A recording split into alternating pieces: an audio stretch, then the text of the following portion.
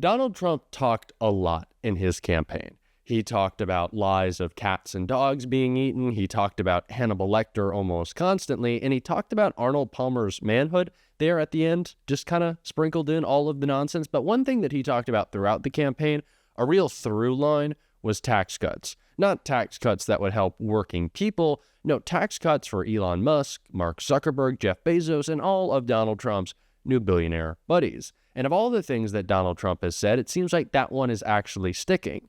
All those promises of lower prices of groceries, energy, and housing, those are already out the window before he even puts his hand on the Bible, but the tax cuts are here to stay. Now, the real question is, how will Donald Trump pay for those? Well, remember the middle class I mentioned who wasn't getting helped by those tax cuts? Yeah, they're actually getting hurt because Donald Trump wants to take all the money in Medicare, Medicaid, and Social Security and give it to his new billionaire buddies. But Hakeem Jeffries is saying no, and he's got quite a big say in this. And that's making Donald Trump furious, and we are going to get into it all. But before we do, if I could quickly ask you to leave a like on this video, and if you haven't already and you enjoy our channel, to hit that subscribe button. It goes a long way, and it really means the world to me. Now, before we get into all that is going down that is making Donald Trump upset, I want to check out this clip of Hakeem Jeffries making it clear that he's not going to let Donald Trump's big tax cut for Elon Musk get through without a fight. The Senate has weeks and weeks of nominees to confirm ahead of them. In the House, Republicans are basically already working on the, quote, one big beautiful bill that they're going to try to ram through on a very narrow partisan margin. The person who will be in charge of stopping them from doing it is Democratic leader Hakeem Jeffries. And I'm joined now by Leader Hakeem Jeffries, Democrat of New York. Congressman, it's very good to have you on the program. Evening, Chris. Great to be with you. I want to talk about a piece of we'll start with legislation today. There's a vote today in the House, and I want to read your quote on it and your characterization of it. It would be a nationwide ban on trans youth in sports, or at least in sports of the gender they express. The House Republican, you called it the House Republican Child Predator Empowerment Act, does not promote fairness and safety in sports. It will unleash horrific child predators on girls and young women throughout America. Unacceptable. There are only 2 Democrats that voted in favor. It passed on a fairly narrow party line vote. Why do you characterize it this way?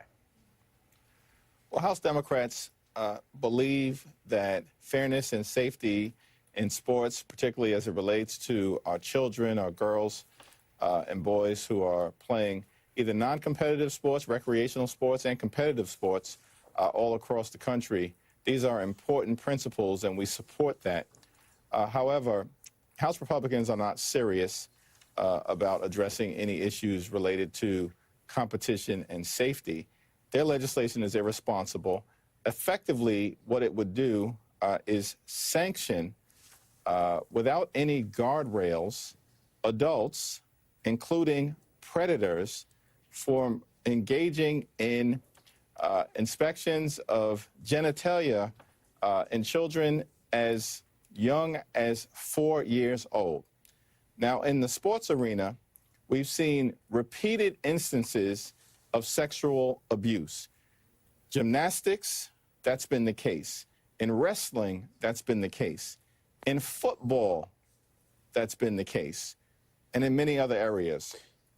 And to have the federal government weigh in aggressively and sanction this type of invasive inspections clearly would create a situation where childhood predators would be unleashed on the children of this country, and that's why you saw a significant number of Democrats say this is federal government overreach, and it's unacceptable.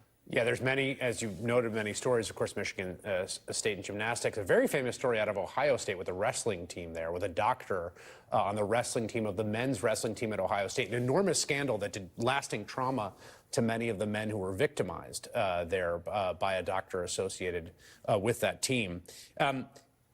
The enforcement mechanism here is essentially genital checks, and this law would essentially give any adult cover to do that under the guise of the law's enforcement, is my understanding? That's correct. That's the plain reading of the bill, and that's why we characterized it as such, particularly in this sensitive area as it relates to sports activity, where, as you pointed out, Chris, there have been repeated instances of massive sexual abuse that has taken place, and this would lead to that occurring in spades all across the country. You have your work cut out for you as the leader of the Democratic Party in the House. Obviously, you are in the minority, although it's a very slim minority. There is reporting that the House is going to undertake this big, beautiful bill. Politico today saying that Speaker Mike Johnson, the House would need to coalesce around a strategy and write a budget resolution by February 10th, setting up floor debate, adoption that week. Senate would then debate the measure and adopt it the following week. All of this is meant to create a reconciliation vehicle in which every single priority of the Republicans can be put into one bill and passed. I think they're banking on this by a 2 or 3 vote party line margin. What's your plan to stop that? We're willing as House Democrats to find bipartisan common ground with the incoming administration and our Republican colleagues on any issue whenever and wherever possible in order to make life better for the American people, particularly as it relates to driving down the high cost of living. But at the same period of time, it appears that our Republican colleagues aren't really serious about lowering housing costs. They're not serious about lowering child care costs. They certainly are not serious about lowering health care costs or bringing down the cost of groceries. We've not seen a single plan since the election. What they do want to do, Chris, is to pass massive tax breaks for billionaires and wealthy corporations, and then they want working families and middle-class folks and the poor, the sick, and the afflicted to pay for it, saddle us with trillions of dollars of debt, and at the same time cut things like Medicaid or nutritional assistance for children and families and veterans benefits. We're not going to tolerate it. The votes will not be there for this type of scheme on the Democratic side. And we believe that we're going to have to take this fight to the public domain, make sure we can win the battle for public sentiment. And the reality is, if we're successful in that endeavor, then I don't believe with their narrow Republican margin, they can pass anything close to what is being discussed by the Speaker or by House Republicans.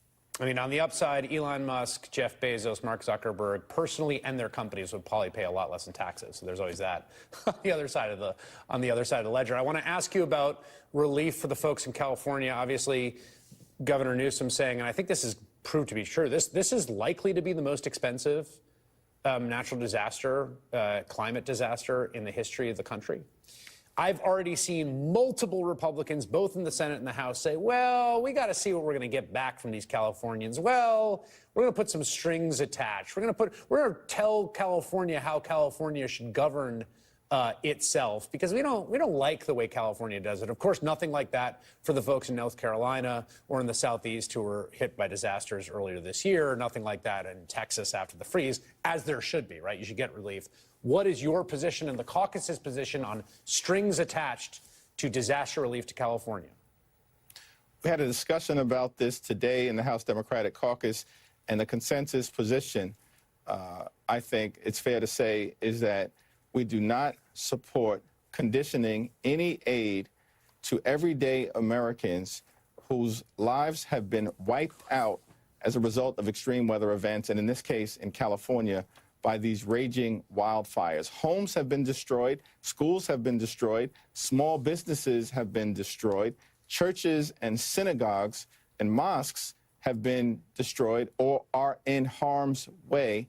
And it is unconscionable that Republicans are suggesting imposing right-wing partisan conditions in order for California taxpayers to receive their tax dollars. California is one of those states, in fact, that sends about 5 times as much to the federal government every year than they get back in return.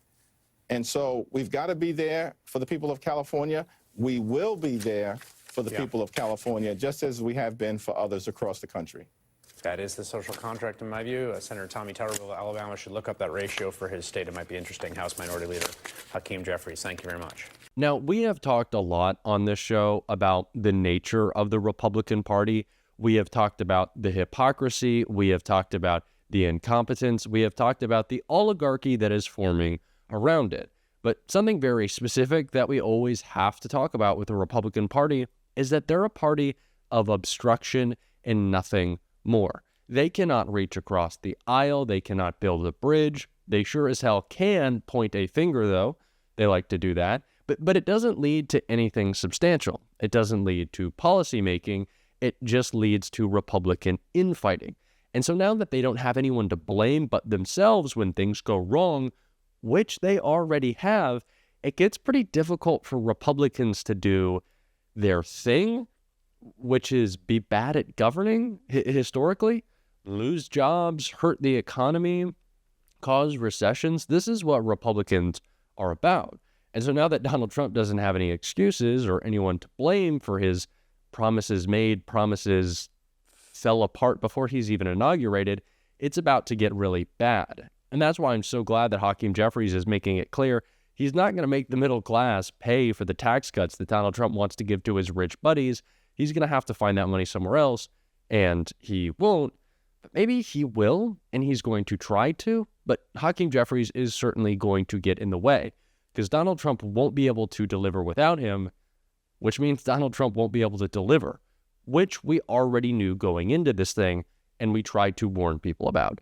Unfortunately, they didn't listen. Unfortunately, again, they're probably going to learn what the Donald Trump presidency actually looks and feels like when there are no protections from Democrats. And we are going to be following that story, of course, every single day on this show and pointing out the ways that Donald Trump has failed and abandoned his promises. And if you want to stick around for all that, of course, as always, you can hit that subscribe button. You can leave a like on this video. And if you stuck around at the end, you can drop a blue heart in the comments. And until next time, I'll see you soon.